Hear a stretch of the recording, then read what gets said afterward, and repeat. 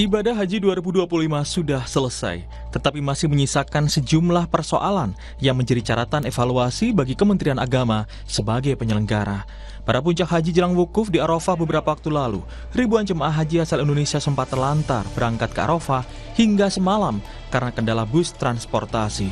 Tidak hanya itu, sebagian jemaah yang sudah tiba di Arafah juga tidak mendapatkan tenda untuk wukuf hingga akhirnya ada yang bercampur dengan rombongan lainnya.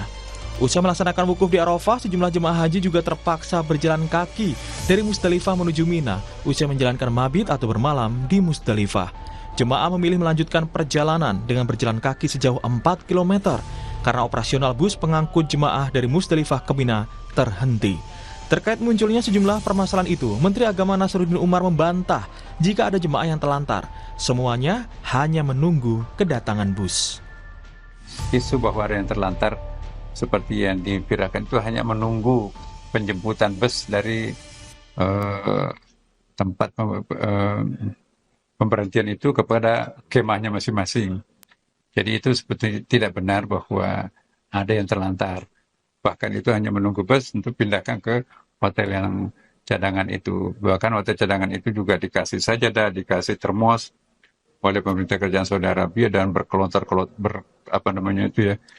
kontainer-kontainer makanan minuman itu lebih mewah daripada yang kemah-kemah yang biasa. Menak Nasaruddin juga mengklarifikasi banyaknya jemaah yang jalan kaki menuju Mina karena tidak sabarnya mereka menanti bus di tengah kemacetan.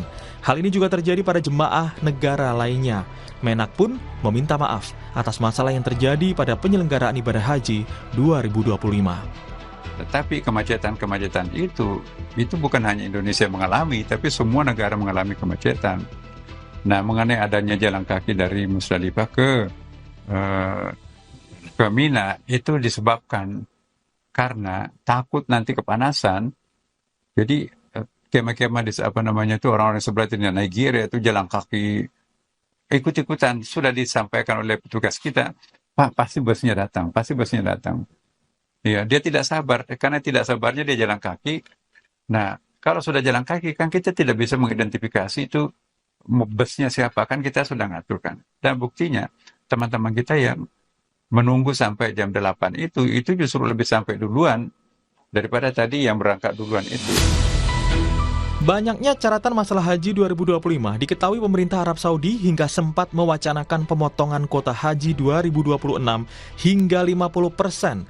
Namun akhirnya wacana itu batal.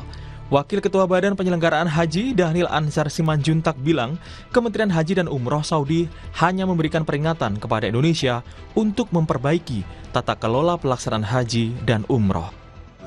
Jamaah haji dari Indonesia sampai dengan 50%. Namun setelah banyak diskusi di internal Kementerian Haji dan Umroh, Pak Deputi Menteri menyampaikan rencana itu diurungkan. Kenapa?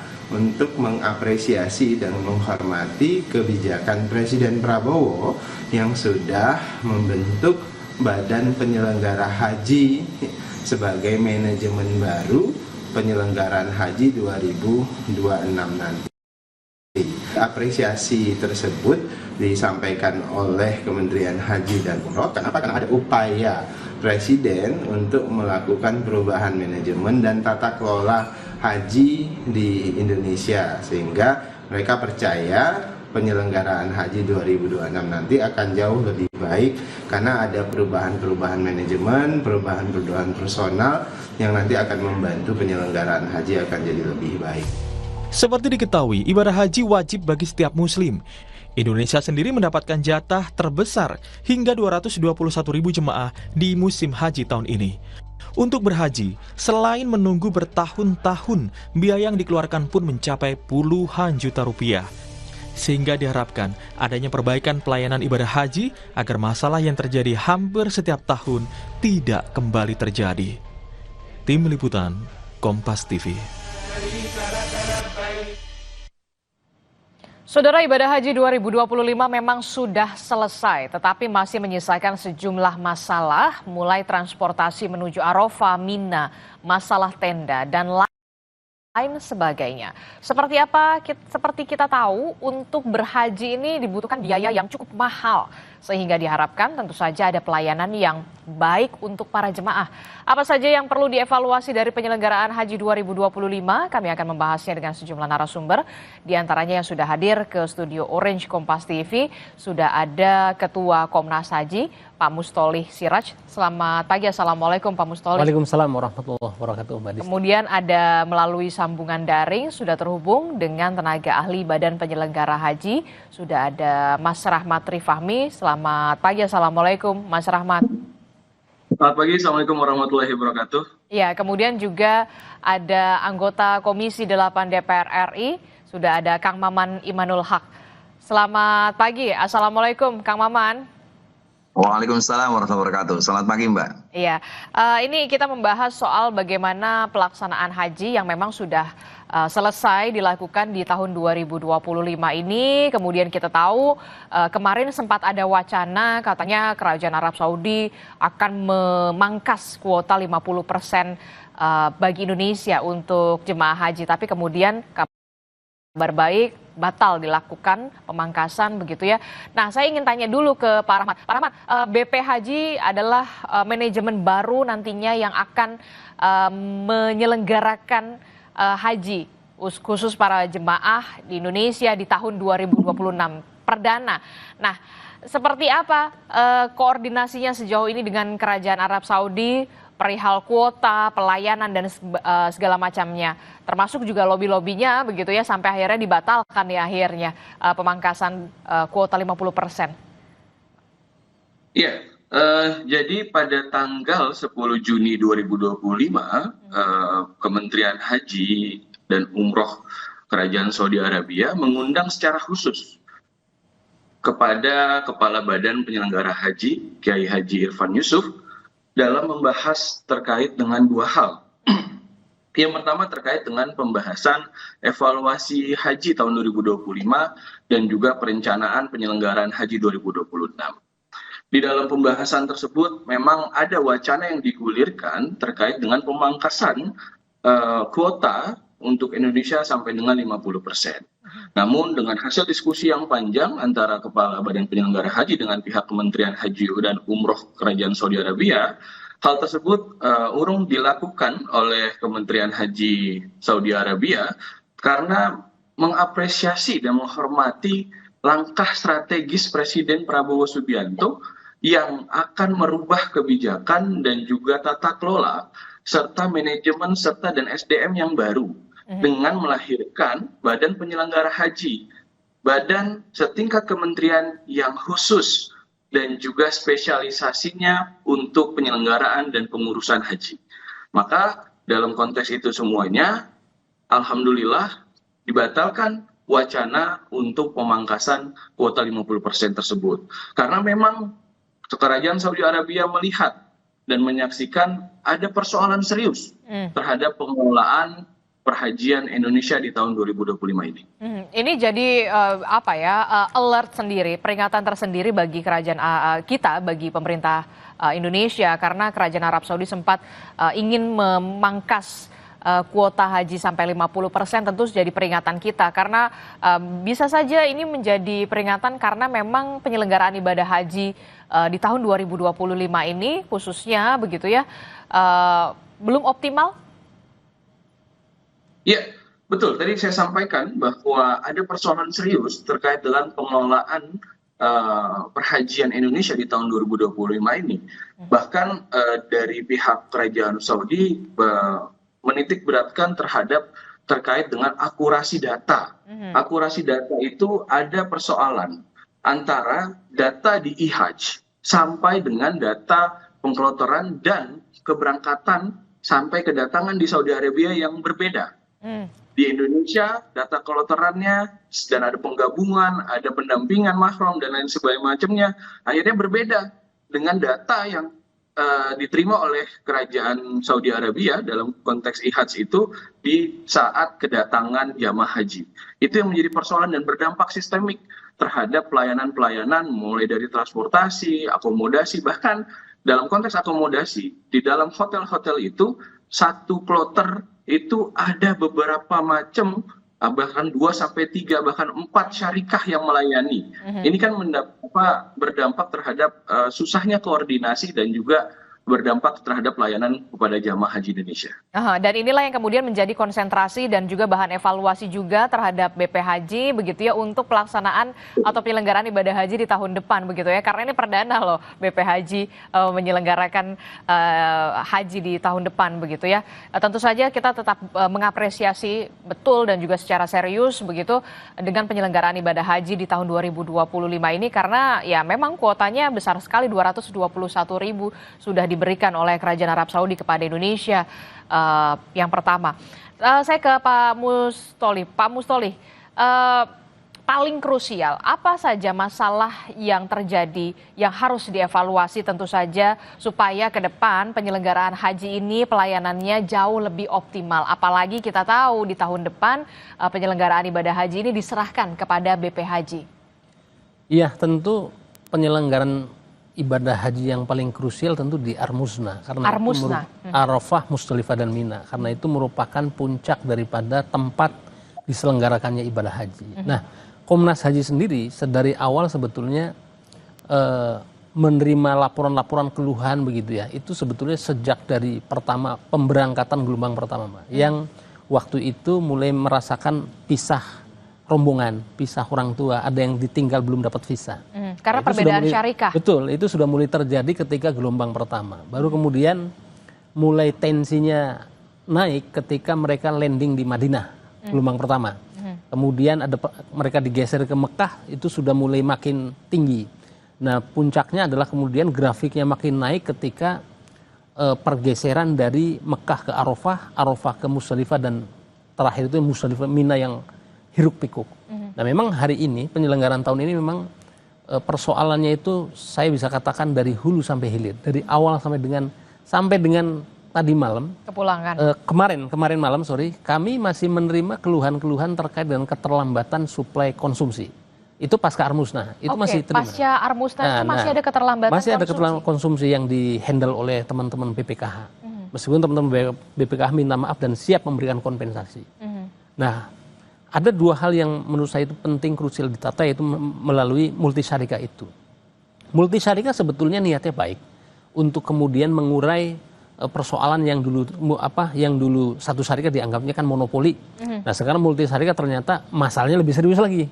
Nah, oleh karena itu saya kira memang ke depan, dan teman-teman BP Haji, Pak Bambang dan kawan-kawan begitu ya, itu saya kira memang apapun kebijakan yang akan dilakukan gitu ya, policy tersebut harus dikaji betul-betul.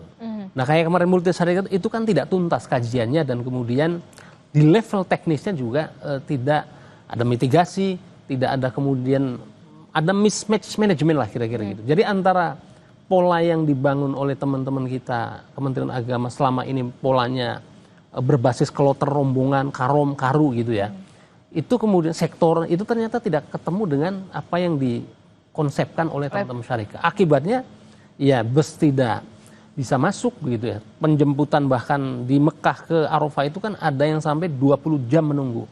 Oke, jadi itu keterlambatan menunggu. Keterlambatan menunggu 20 jam. 20 jam. Nah, kemudian ketika kemudian masuk ke Arafah, mereka sudah kelelahan, tidak dapat tenda. Harus dari Arafah kemudian kan harus bergeser ke Musdalifah dengan waktu yang sangat sempit begitu ya. Dari Musdalifah kemudian harus bergerak ke Mina. Nah, dari Musdalifah ke Mina yang memang hiruk pikuknya memang kami banyak sekali yang kemudian mengupload video, kami punya dapat kirim, termasuk Komnas Haji yang disemprot sama jamaah juga. Nah, karena itu saya kira ini perlu pembenahan yang serius begitu ya, dan hal-hal yang saya kira kurang itu harus kita. Tapi ini ada yang menarik Mbak, fenomena belakangannya terkait teman-teman BPKH. BPKH kemudian karena layanannya, konsumsinya itu tidak sampai, ada yang basi bahkan terlambat berjam-jam. Mereka hari ini komitmen untuk kemudian mengganti dengan uang. Nah, saya seharusnya, Kang Maman nih nanti yang saya kira bisa mendesak secara langsung ke Menteri karena nanti ada pertanggungjawaban ke DPR. Harusnya jamaah-jamaah yang tidak mendapatkan layanan kemarin, baik di Arafah, baik di Mina maupun Musdalifah, itu juga diberikan kompensasi. Kan begini basisnya, dan saya diskusi dengan teman-teman BPKH dan teman-teman yang lain itu saya tanya bagaimana kontraknya, bagaimana sistem pembayarannya. Ternyata pembayaran itu kan DP dulu, kemudian mereka menjalankan tugas atau tidak, one prestasi atau tidak, kalau one prestasi tidak dibayar. Jadi sesuai dengan layan. Artinya begini, ada kemungkinan kalau misalnya ini penyelenggara serius, Kementerian Agama serius, apa yang didesakkan Menteri Agama meminta kompensasi dan ganti rugi kepada BPKH, ini juga mestinya diterapkan kepada syarikah. Itu sebagai bentuk keseriusan karena ada ribuan orang dan kita bisa cek di media sosial dan lain-lain gitu ya. Kami juga Komnas Haji punya datanya. Mestinya juga Kementerian Agama meminta pertanggungjawaban dan mengembalikan biaya yang tidak terserap kepada jamaah haji dalam bentuk kompensasi. Nah itu dia bagaimana dengan Kang Maman sendiri dari Komisi 8 DPR, temuan dari tim UAS DPR pada saat penyelenggaraan ibadah haji di sana, termasuk juga Anda juga sempat menyinggung soal pengurangan kuota ya, Kang Maman? Iya, ada yang perlu dipahami ya dari pelaksanaan haji tahun 2026 ini. Yang pertama adalah soal visi Arab Saudi 2030. Visi ini yang ingin menempatkan haji bagian dari pariwisata dunia di mana transformasi digital yang cepat, lalu juga pola pembenahan atau penyelenggaraan haji lewat syarikah yang asalnya tahun 70-an itu ada syekh perorangan, lalu jadi yayasan muasasah, lalu hari ini menjadi syarikah. Itu pun menjadi catatan. Termasuk Arab Saudi ingin menjadikan haji ini betul-betul terevaluasi dengan cepat. Misalnya untuk 2026 timeline-nya udah keluar. Februari itu kita harus sudah siap. Nah di tengah, poin keduanya adalah di tengah Arab Saudi melakukan transformasi digital dan banyak hal, kita belum siap. Bukan hanya kita, negara-negara lain pun belum siap. Termasuk, mohon maaf, kelompok-kelompok di Arab Saudi pun belum siap. Ada kelompok-kelompok konservatif yang menyediakan biasa pelayanan haji, tiba-tiba mereka diawasi dengan ketat, dipertanyakan bagaimana sistem akuntabilitas, lalu transparansi dan sebagainya, mereka belum siap. Itu yang terjadi di beberapa syarikah. Nah poin inilah yang terlihat banget bagaimana, saya setuju Pak Mustoli tadi, bagaimana kita sebenarnya tidak memahami pola perubahan manajerial haji itu. Sehingga kita masih pakai pola-pola lama di mana kita harus memakai kloter, lalu karom dan lain sebagainya yang itu tidak terpakai sama sekali.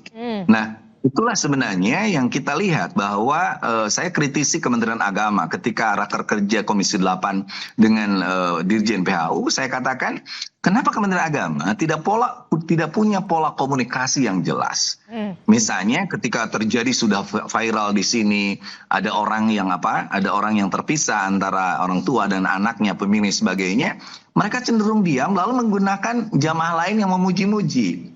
Itu yang sebenarnya tidak boleh terjadi. Kita harus jawab agar masyarakat itu tenang. Pola komunikasi yang buruk ini yang tidak boleh terjadi nanti di Badan Haji, Pak Rahmat.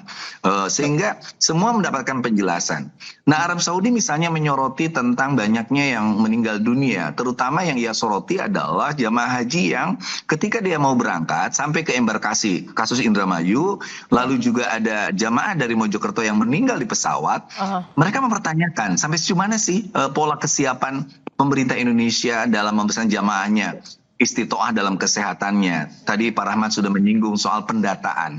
Jangan sampai ada orang baru diketahui bahwa Anda menjadi jamaah cadangan, baru aja diberitahu besoknya harus berangkat. Iya. Secara psikologi dia agak sulit untuk menerima itu.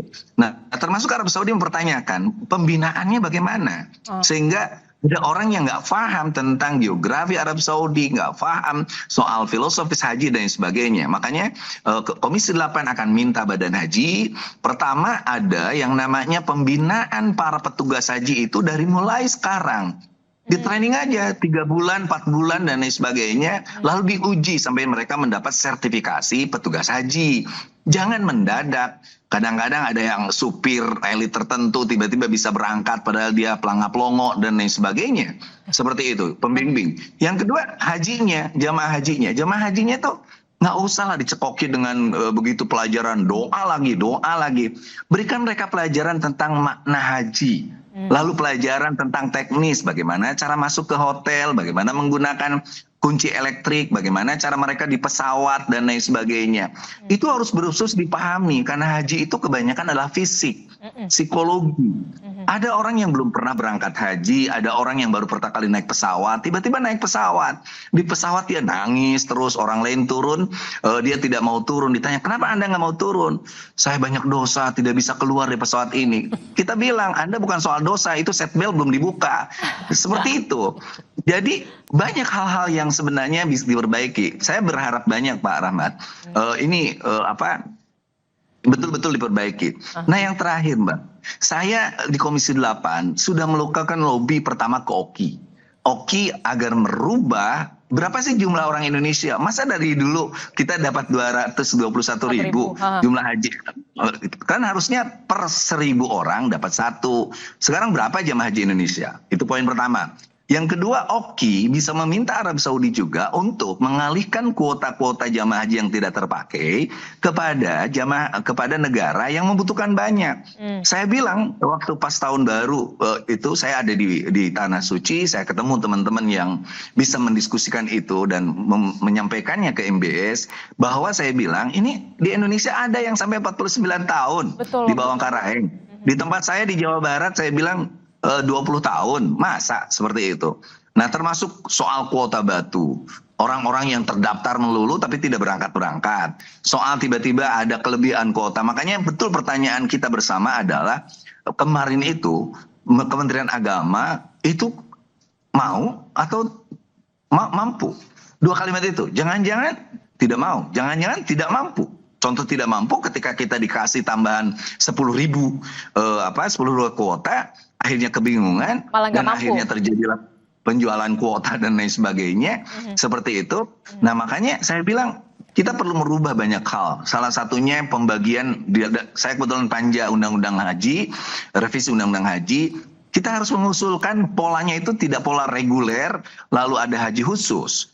Kita itu bikin polanya pola yang dapat subsidi 40%, pola yang dapat subsidi 20%, dan pola yang tidak mendapat subsidi. Seperti itu. Dan itu akan mengakibatkan mana orang yang betul-benar mampu, lalu dia bisa berangkat lebih cepat. Seperti itu. Termasuk juga tentu yang harus digarisbawahi adalah evaluasi ulang. Satu hal pertanyaan saya Pak Mustoli yang ingin saya tanyakan nanti ke BPKA. BPKA itu dalam itu sebagai apa? Dia syarikah, nyediain makanan dan sebagainya. Saya mau tanyakan tuh ke Pak Fadlun. BPKH itu hanya menyediakan soal keuangan, tidak urusan dengan yang namanya catering, tidak urusan dengan fasilitas-fasilitas tenda dan lain sebagainya. Ini tolong Pak Rahmat, nanti kita akan bedakan mana fungsi BPKH, mana fungsi dari BPA. BPKH sekarang kan isinya itu ada orang yang di Dewan Pengawas tapi merasa jadi Dewan Pelaksana. Ributlah mereka di sana. Uang 172 triliun yang dikelola seharusnya kalau lebih transparan, lebih bagus, itu betul-betul akan bisa bermanfaat untuk perbaikan ekosistem haji di Indonesia. Begitu, Mbak. Karena perputaran uang dan uang di sana sangat-sangat besar ya Kang Maman, dan ini harus mendapat jemaah tentu saja harus mendapatkan pelayanan yang benar-benar optimal selama penyelenggaraan ibadah haji. Kalau menurut Kang Maman, penyelenggaraan ibadah haji di tahun 2025 ini sudah optimalkah?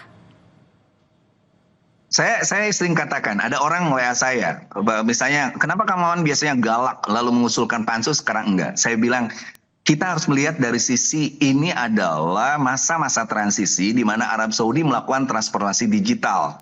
Secara keseluruhan Indonesia paling siap loh. Kuota kita 221.000 itu dipenuhi dengan baik. Sementara India itu hanya bisa 82%. Pakistan apalagi, mereka tidak siap dengan transformasi itu. Itu kata kuncinya.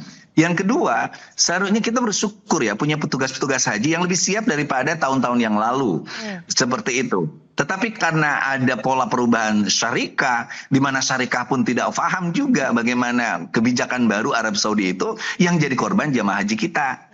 Nah akibatnya itu pun karena komunikasi dengan kitanya nggak paham. Jadi orang-orang kita pun dari Kementerian Agama itu ada orang-orang yang masih pakai mindset lama, cara kerja lama dan lain sebagainya, sehingga mereka bingung.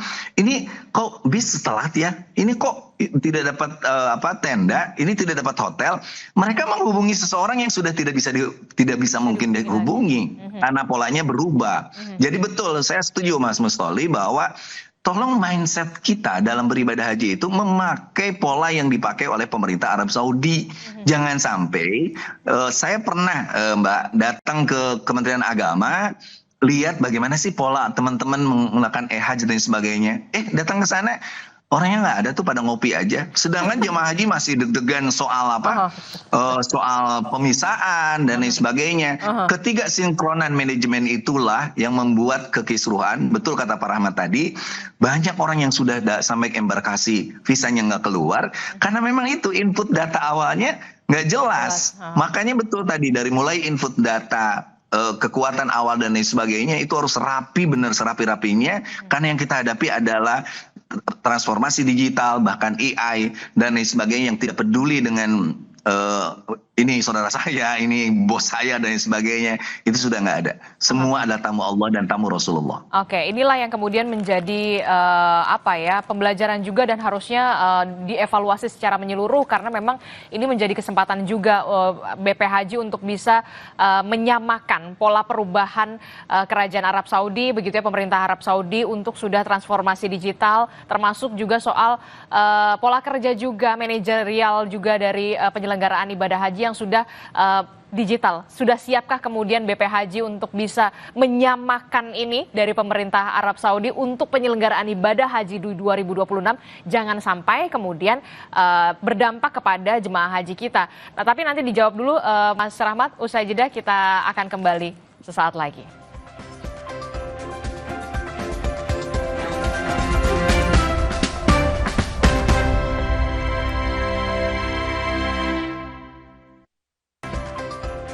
Terima kasih Anda masih bersama kami dalam Sapa Indonesia Pagi. Saudara, kita masih membahas soal bagaimana evaluasi terkait dengan penyelenggaraan ibadah haji di tahun 2025 ini. Terlebih di 2026 penyelenggaraan ibadah haji sudah kemudian diselenggarakan atau dilakukan oleh BP Haji. Masih bersama saya ada Pak Mustoli dari Komnas Haji, kemudian ada Kang Maman dari Komisi 8 DPR, kemudian juga ada dari BP Haji Mas Rahmat. Mas Rahmat, tadi sudah dijelaskan dari Komisi 8 DPR, Kang Maman, yang mengatakan bahwa ya kita tergagap-gagap karena memang kerajaan Arab Saudi, pemerintah Arab Saudi ini sudah memberlakukan pola-pola perubahan secara digital begitu ya, soal sistem syarikah. Kemudian kita tidak bisa atau belum bisa menyamakan pola perubahan itu. Yang kemudian tentu saja ini menjadi pembelajaran penting bagi BP Haji sebagai penyelenggara ibadah haji di tahun depan. Nah, sudah siapkah BP Haji begitu ya untuk adanya pola-pola perubahan manajerial ini dari yang tadinya syarikahnya hanya satu, kemudian ini sekarang jadi multi syarikah, termasuk soal sistem digitalisasi di sana begitu ya. Jangan sampai kemudian masalah transportasi, masalah konsumsi, ini masalah yang setiap tahun selalu ada saja dalam penyelenggaraan ibadah haji. Silakan Mas Rahmat. Jadi terkait dengan hal itu, kuncinya ada di dua hal. Yang pertama terkait juga dengan adaptasi. Yang kedua komunikasi dan diplomasi. Kenapa itu menjadi satu hal yang penting? Karena peraturan di Saudi Arabia itu sangat dinamis. Maka oleh karena itu kita harus betul-betul segera beradaptasi dengan aturan-aturan yang ada di Saudi Arabia. Terlebih kita dalam konteks persoalan pendataan, kita harus punya sistem yang terintegrasi sangat baik antara dari daerah sampai dengan ke pusat dan juga suplai data ke Saudi Arabia. Jangan sampai ada mismatch data. Itu yang paling penting. Yang kedua terkait dengan istitoah kesehatan. Ini menjadi concern juga. Banyak persoalan-persoalan yang kami terima saat para jamaah haji Indonesia yang mohon maaf notabene mobilitasnya juga kurang baik, ya, punya track record kesehatan yang kurang baik, kesehatan penyakit kronis, tetapi bisa diloloskan. Maka karena itu kami mohon para petugas kesehatan yang ada di daerah, hasil-hasil MCU-nya harus valid.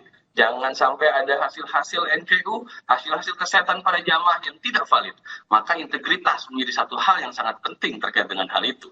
Yang ketiga terkait dengan pola syarikah, ya.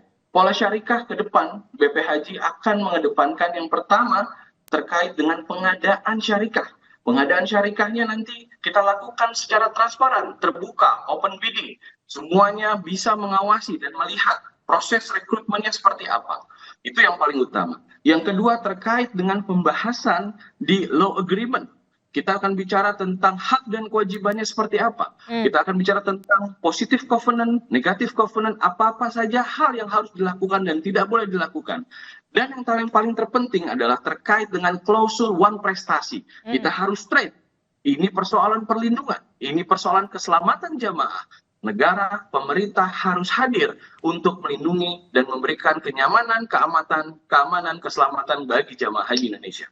Termasuk juga soal petugas-petugas hajinya yang kemudian dari penyelenggara BP Haji juga yang memang benar-benar sudah bisa menyamakan pola perubahan kerajaan Arab Saudi dalam penyelenggaraan ibadah haji. Jangan kemudian yang masih tergagap-gagap dengan teknologi begitu, Mas Rahmat. Boleh saya tambahkan, Mbak?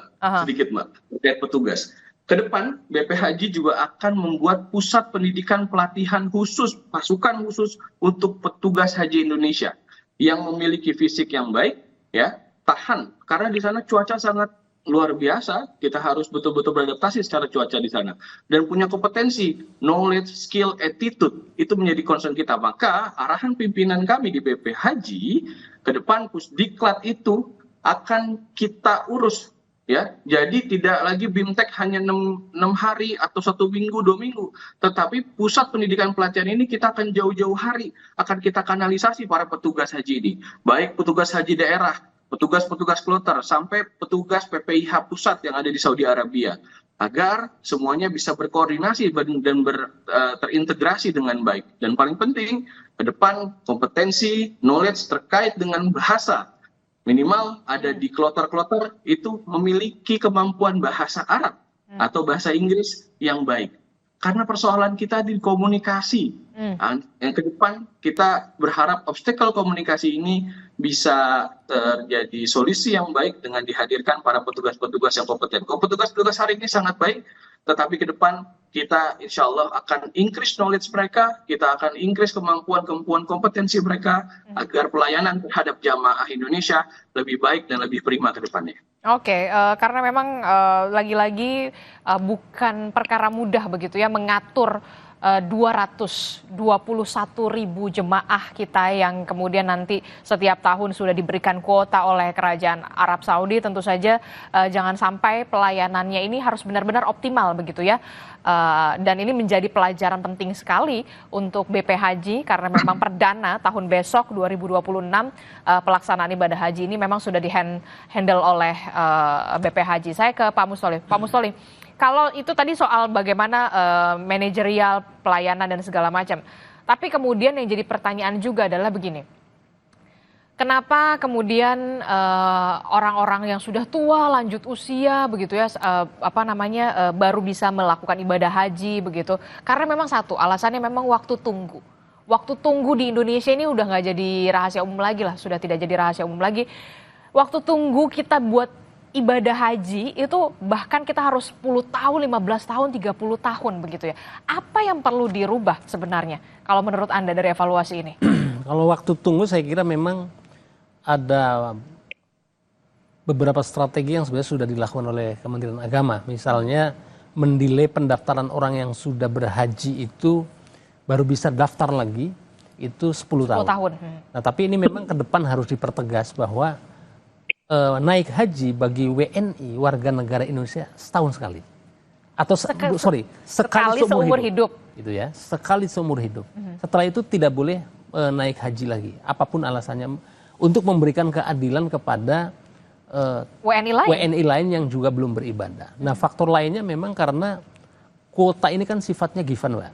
Artinya tergantung daripada kebijakan dan kemurahan hati dari kerajaan Arab Saudi. Kalau tadi Kang Maman di awal bilang bahwa ada visi Arab Saudi 2030, sesungguhnya ke depan ini ada peluang, entah kapannya ya, tapi yang jelas mungkin setelah tahun 2030, itu kan mereka berambisi dalam 1 tahun itu jamaah haji itu dinaikkan jumlahnya menjadi sampai dengan 5 juta.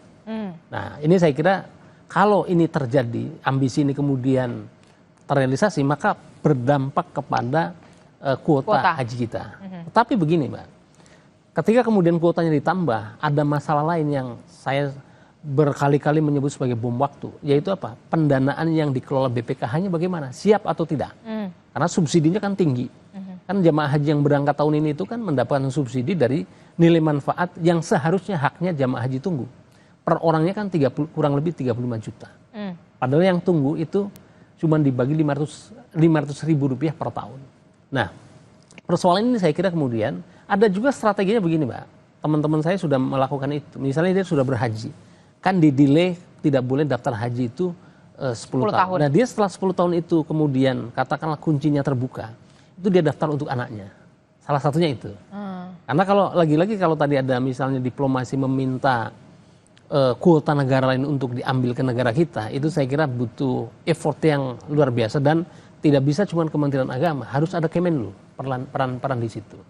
Nah, maka itu saya kira ini menjadi ke depan, saya kira tadi yang disampaikan oleh Pak Rahmat juga, yang mendesak bagi BP Haji itu tidak usah berpikir soal petugas tadi manajemen bagaimana. Itu nanti yang hari ini Pak Rahmat dan kawan-kawan perjuangkan kepada Kang Maman dan teman-teman di Senayan adalah kapan undang-undangnya mau dibahas dan disahkan. Nah, itu dia. Kenapa? Hari ini betul tadi kata Kang Maman, saya juga dapat timeline daripada penyelenggaraan ibadah haji. Desember itu Mbak tahun ini itu sudah harus pelunasan. Sudah harus pelunasan Desember tahun ini. Untuk di 2026. Untuk di 2026, maka ini sudah bulan Juni. Nah, tinggal berapa bulan lagi? Tinggal berapa bulan lagi. Nah, maka yang kedua adalah Pak Rahmat, yang penting juga adalah sejauh mana kewenangan BP Haji ini. Karena kalau secara teori Mbak, mungkin nanti Kang Maman dan Pak Rahmat bisa berbeda. Kalau BP Haji dengan komposisi susunan struktural seperti hari ini tidak mungkin bisa menjangkau ke grassroots di level kecamatan. Kenapa? Pasti akan memerlukan bantuan dan kolaborasi dengan Kementerian Agama. Bagaimana dengan relasi dengan petugas daerah? Bagaimana dengan kepala daerah dan seterusnya? Oleh karena itu saya kira ini perlu ada, tidak bisa dan tidak mungkin BP Haji akan bergerak sendiri dan berjalan sendiri. Mustahil. Kalau kita lihat pola-pola yang sudah ada ya. Oleh karena itu yang perlu segera adalah undang-undangnya kapan, dulu, payung hukumnya seperti apa, dan kemudian kewenangannya sejauh mana, apakah cuman semua akan diambil alih oleh BP Haji, tapi bagaimana dengan, karena basis jamaah itu ada di kecamatan, ada di desa. Nah, bagaimana kemudian mengakomodir itu?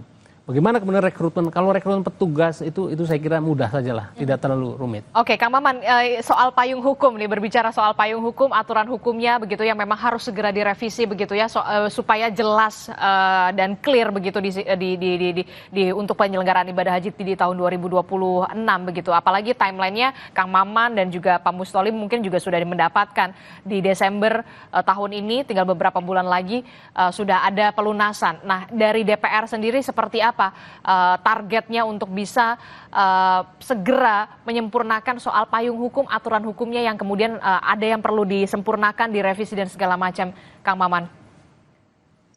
Iya, rancangan revisi Undang-Undang Haji itu sudah masuk kemarin, disahkan di paripurna sebagai prioritas, sehingga di sidang kali ini kita akan menyelesaikan dengan segera. Karena betul tadi dengan timeline yang dikeluarkan Arab Saudi, mau tidak mau undang-undang itu, karena ini bentuknya revisi sih sebenarnya tidak menyeluruh, tetapi menyangkut hal-hal yang bersifat substansional. Jadi sekitar Agustus itu yakin sudah sah, sudah diselesaikan. Seperti itu. Nah, yang kedua, justru tanggung jawab kita hari ini yang lebih serius itu adalah soal bagaimana kedaulatan Republik Indonesia berhadapan dengan Arab Saudi. Karena ada beberapa isu krusial, misalnya ketika isu wacana, walaupun saya tidak percaya banget, belum ada official tentang pengurangan 50%, seperti itu, karena Arab Saudi butuh jamaah Indonesia. Satu, jamaah Indonesia itu terkenal paling tertib, tidak protes. Yang kedua, yang terpenting senang belanja, itu kan mendatangkan devisa bagi mereka. Jadi pengurangan itu menurut saya wacana yang menurut saya di Arab Saudi pun tidak terdengar. Tetapi ada satu hal yang penting adalah soal pertama, upaya untuk membangun task force antara Arab Saudi dengan Indonesia. Yang kedua ada yang namanya visa mandiri. Dan yang ketiga adalah soal Puroda. Nah, saya selalu menekankan kita jangan juga mau didikte atau memberi kesempatan kepada orang luar dalam tanda kutip otoritas di sana untuk masuk dalam tanda kutip ya, mengambil hak. Misalnya nih, kalau visa mandiri, haji mandiri itu dibuka, maka travel kita akan gulung tikar. Makanya kita harus memperjuangkan juga hak-hak travel kita dengan pola manajemen yang baik. Makanya saya minta Kementerian Agama, regulasinya jangan terlalu mempersulit travel secara berlebihan, tetapi cukup dengan pengawasan sehingga mereka memberikan yang terbaik. Walaupun ada beberapa travel seperti First Travel melakukan penipuan, tapi banyak kok travel-travel yang bagus, profesional, transparan, dan lain sebagainya. Nah, ini kita kebingungan, jujur aja Pak Mustoli.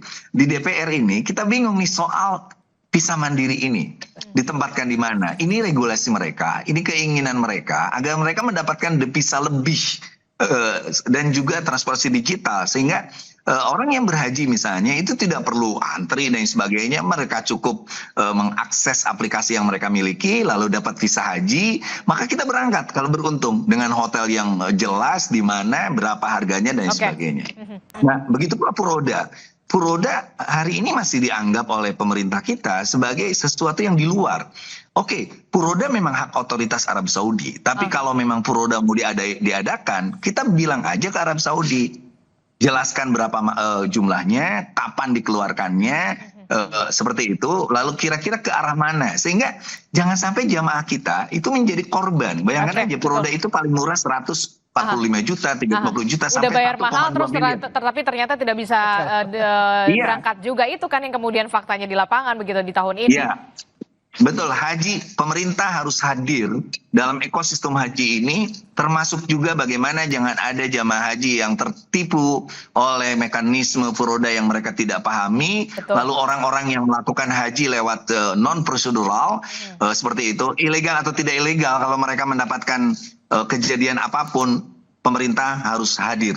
Jangan sampai ada warga negara Indonesia terlunta-lunta lalu dideportasi untuk alasan yang tidak jelas dan lain sebagainya. Jadi ini tugas Badan Haji menghadirkan negara dalam ekosistem haji, bahkan umroh itu kita akan seperti itu, termasuk juga bagaimana kita menghormati, menghargai teman-teman travel. Hari ini harus mengganti begitu banyak kerugian mereka gara-gara dihilangkannya Puroda pada tahun ini. Oke, tugas berat cukup harus diemban oleh BP Haji selaku penyelenggara ibadah haji tahun 2026. Tentu saja ini menjadi pelajaran penting bagi kita semua begitu ya. Jangan sampai kemudian penyelenggaraan ibadah haji di tahun depan ini masih sama seperti di tahun ini. Tentu saja harus lebih baik. Terima kasih Kang Maman telah bergabung bersama kami dari Komisi 8 DPR. Kemudian ada Mas Rahmat dari BP Haji, kemudian ada Pak Mustoli dari Komnas Haji. Terima kasih Bapak-bapak. Assalamualaikum, selamat pagi. Waalaikumsalam. Saudara, informasi lainnya masih akan kami hadirkan usai jeda. Puluhan rumah warga di desa Pasir Munjul, Purwakarta, Jawa Barat rusak akibat pergerakan tanah. Apa bantuan yang diperlukan oleh warga? Informasi selengkapnya akan hadir sesaat lagi.